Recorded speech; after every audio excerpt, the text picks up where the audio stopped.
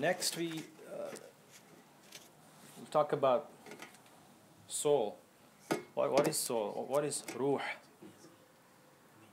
And what is the difference between ruh and nafs? Allah subhanahu wa ta'ala, He says in Surah Isra, أعوذ بالله من الشيطان الرجيم وَيَسْأَلُونَكَ عَنِ الرُّوحِ قُلِ الرُّوحُ مِنْ أَمْرِ رَبِّي وَمَا أُوتِيتُم مِّنَ الْعِلْمِ إِلَّا قَلِيلًا. And they ask you, O Muhammad, about the soul. Say, the soul is of the affair of my Lord, and mankind has not been given of knowledge except a little. So we don't know what exactly it is. It's still the greatest puzzles for humanity. But we have Quran and Sunnah. We have some information, little bit, and we can. I'll mention some of them. What we have from these sources, and the scholars, what they said is that the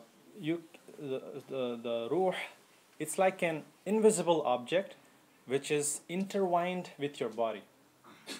It's intertwined with your body, and it's the difference between ruh and nafs. It's basically the same thing. Scholars say the ruh and nafs is the same thing, and sometimes they are even used interchangeably in the Quran and also in the ahadith. And the proof for this is that this hadith that I mentioned earlier, where Prophet Muhammad said that the eyesight follows his nafs. So at the time of death, the eye looks at the soul, the living soul.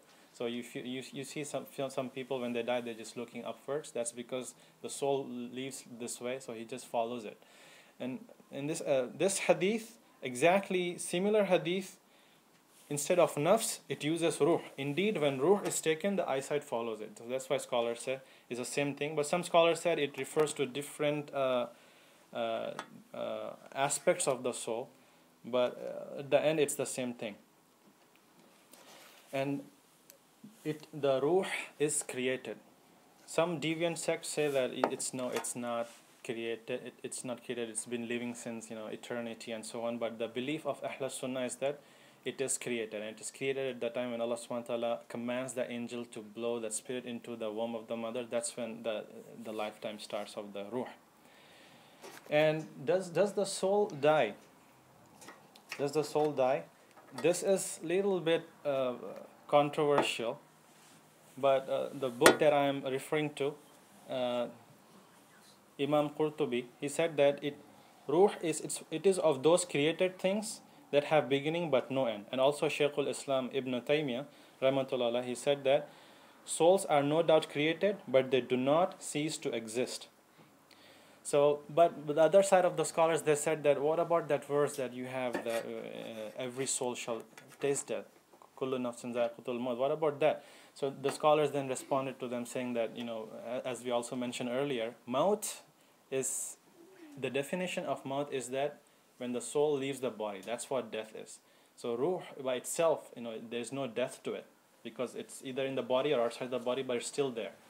But what happens is, if you're asking if this soul ceased to exist altogether, there is no authentic narration about it. So the scholars say that since we don't have authentic narration, we can't really say if it dies. But the other proof, that the very strong proof that these scholars say that it always lives, is from Surah 39. Is it Zumar? Surah Zumar 39. It's Allah subhanahu wa ta'ala mentions that, and when the trumpet will be blown, and all who are in the heavens and all who are on the earth will swoon away, become unconscious, except him whom Allah wills. Then it will be blown a second time, and behold, they will be standing, looking on, waiting. So the exception that is made by in this verse, the scholars say that it refers to these souls. And also another verse is that in Surah Dukhan, where Allah subhanahu wa ta'ala says that لا يذوقون فيها الموت إلا الموتة الأولى ووقاهم عذاب الجحيم. They will not taste death therein except the first death, and He will have protected them from the punishment of hellfire. So scholars say that there's one time that a person dies, and that is the time of his actual death. So that's why Ruh doesn't die. But anyways, that's different opinions of scholars. But that at the end, we just need to believe that there is something called soul, and we are required to believe that there is soul. It's obligatory, aqidah-wise. But let's look at different Quran and Hadith. What exactly it depicts, the picture of soul. What exactly it can do and what not. So some of the I listed some of them here. What I found. Soul has eyes, it can see, and it has hands, and it can also talk. We can't hear those talks, but it talks, and angels talk to it as well. And it can be angels hold this soul, because when they have to take it out from the body, they can hold it, something that they can hold. But how it looks, we don't know. And it can be pulled by the angels, and it can be blown. It has this capability of being blown. An angel blows it into the womb of the mother, and it can also clinch to the body. So when a soul is told that it's time you come out, it clinches to the body. It doesn't want to leave the body because it is very attached. And it also travels. This is a big chapter in itself, travel, how the soul travels, and we are going to cover the topic of sleep, the dreams, and interpretation of dreams. It has a different volume in this series. But it travels in the heavens when we sleep, and when also a person dies. And the soul also has an odor. We can't smell it, but it has an odor. A good believer has good smell, bad believer bad. It smells very bad. Sleep, a little bit. We'll stop in 5 minutes, 9 o'clock inshallah. Sleep, we call it minor death. And we know this hadith where Prophet Muhammad ﷺ said, sleep is the twin brother of death. Sleep is the twin brother of death, and the people of Jannah do not sleep. So in Jannah we do not sleep. From Ibn Adi.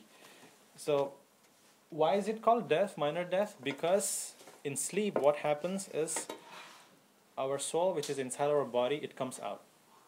Allah subhanahu wa ta'ala takes those souls with him.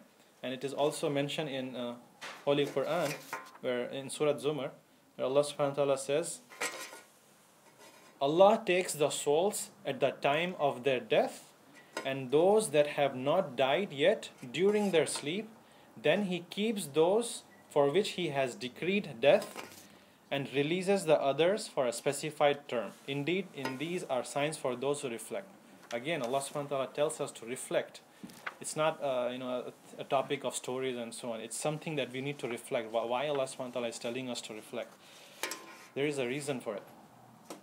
So these souls, so what happens at the time of sleep? They go to Allah subhanahu wa ta'ala, and at that point Allah subhanahu wa ta'ala either releases them or He keeps it with them. If He keeps it with them, this person dies during the sleep. And we see many deaths happen during sleep. That's because Allah subhanahu wa ta'ala didn't release that soul. But if Allah subhanahu wa ta'ala tells this soul to go back to the body, then this person wakes up. Otherwise he doesn't.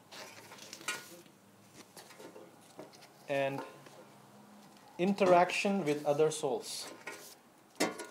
So we said that this soul actually, when it comes out, it travels everywhere, heavens, and it meets with other souls.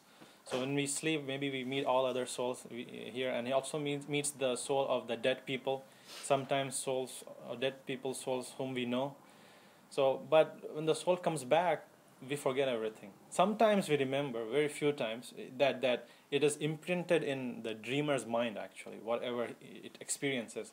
We'll go into it, but there are three different kinds of dreams. One is that that whatever the soul experiences and whatever it gets imprinted, the mind still remembers. But that is not always the case. Sometimes, and they also get acquainted with each other, with other souls. They talk to each other, and they ask whatever about how they have been and so on. So that's one thing about soul.